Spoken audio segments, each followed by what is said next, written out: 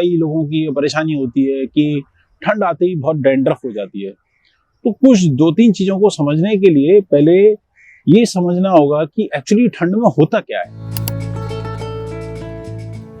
क्योंकि ठंड के अंदर ड्राई एयर जो है रोम करती है चारों तरफ से। समझ लीजिए कि ड्राई एयर है और वो आपके स्कैल्प को भी लग रही है। जिस तरीके से आपकी स्किन जो है वो ड्राई हो जा रही है, इसी तरीके से जो होता है आपका स्कैल्प भी ड्राई हो जा रहा है।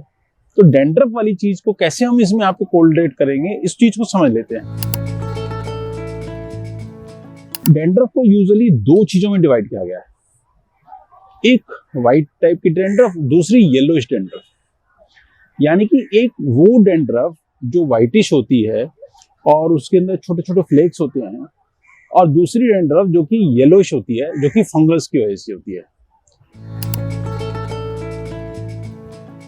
अगर ये व्हाइटिश टाइप की स्केली जो कि स्किन के ऊपर जो जम जाती है वो उस तरीके की डैंड्रफ है, तो ये आयुर्वेदिक तेलों से कंट्रोल हो जाती है। अगर आप महीने के अंदर 4 से 5 बार, 6 बार, बहुत ज्यादा होने से 8 बार अगर इस तरीके से तेल लगाते हैं तो उससे कंट्रोल हो जाती है।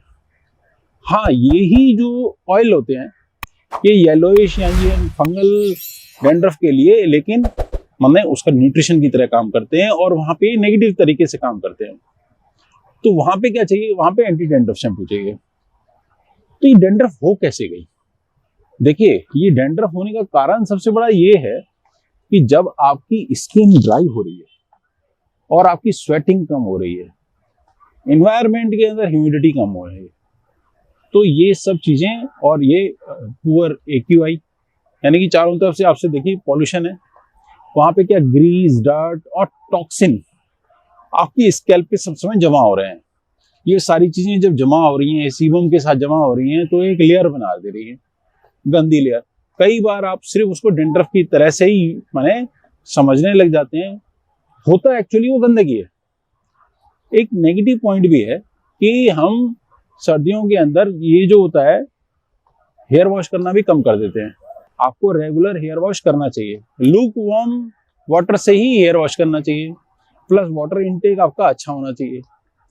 तो क्या ऐसे कोई माइल्ड शैम्पूज भी हैं जिनको मतलब आपके स्कैल्प को बिना खराब किए हुए आपको जो है मतलब स्कैल्प की क्लीनिंग भी कर दें, और ये जो खराब एक्यूआई है यानी कि जो पॉल्यूशन चारों तरफ से चल रहा है, टॉक्सिन, डस्ट, ग्रीस, सब कुछ, इसको भी कंट्रोल कर ले?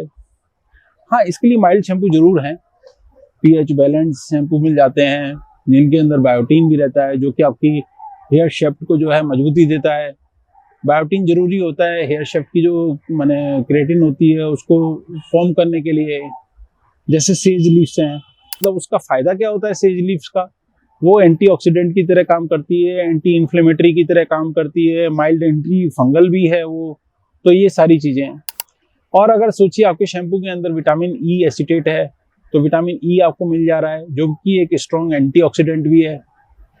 अगर आपको उसके साथ में पेंटोथेल मिल जाता है, ग्लिसरीन मिल जाती है, या आपकी स्कैल्प को मॉइस्चराइजर कर रहा है, तो मॉइस्चर मिल रहा है आपको किससे? ग्लिसरीन से मिल रहा है, डीपेंटोथेल से मिल रहा है।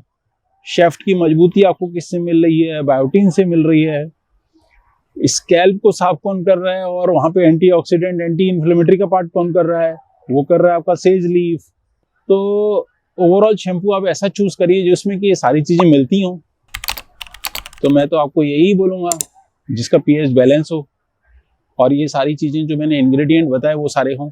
फिर भी आपको लगता है कि आपको कोई क्वेश्चन है, आप कुछ पूछना चाहते हैं, जरूर पूछिए, वेलकम। मेरा फोन नंबर आपको नजर आ रहा होगा, मेरी टीम आपको सहयोग करेगी।